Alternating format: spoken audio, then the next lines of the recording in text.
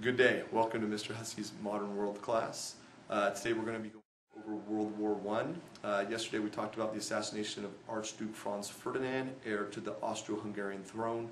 Today we're going to see Austria-Hungary declare war on Serbia, starting this little regional conflict between two countries that's now going to expand into a full-blown world war between all the great powers. I want you to pay special attention into how the nations come into war and how fast it takes place. It's going to go from a conflict between two countries. Over the course of 7 days, we're going to end up with a conflict between 7 major powers in Europe.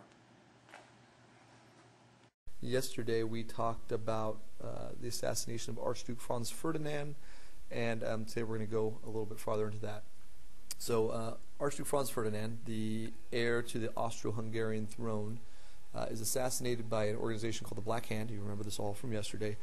They were located in Serbia. So Austria-Hungary naturally thinks, hey, Serbia, it's your fault. We're going to come after you and attack you.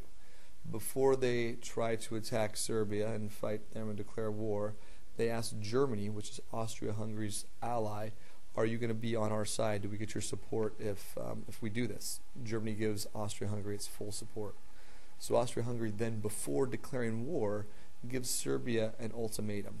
For you guys who aren't sure what an ultimatum is, it's basically do this or else. You're probably familiar with it in the way maybe that your mother or father says, clean your room or else you will not get any more allowance.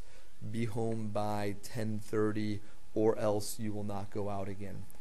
So when the Austro-Hungarians write this ultimatum, the foreign minister writes they're going to write the ultimatum so that it would be wholly and impossible for the Serbs to accept, and they only give them 48 hours to respond to it. So there's words in there about complete access to all Serbian military bases, have to have access to all files, things that are secret. So there's no way the Serbs are going to agree to this as state secrets. They're not going to do it.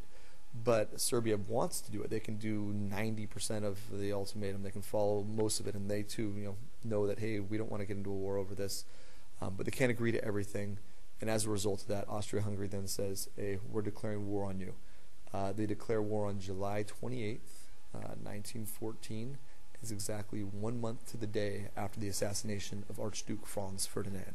So interesting. It takes a whole month for all this to come, the ultimatum to be written, passed back and forth, asking Germany for support, figuring out who did it. But we're going to see in a short 6 days, most of Europe is now going to be at war.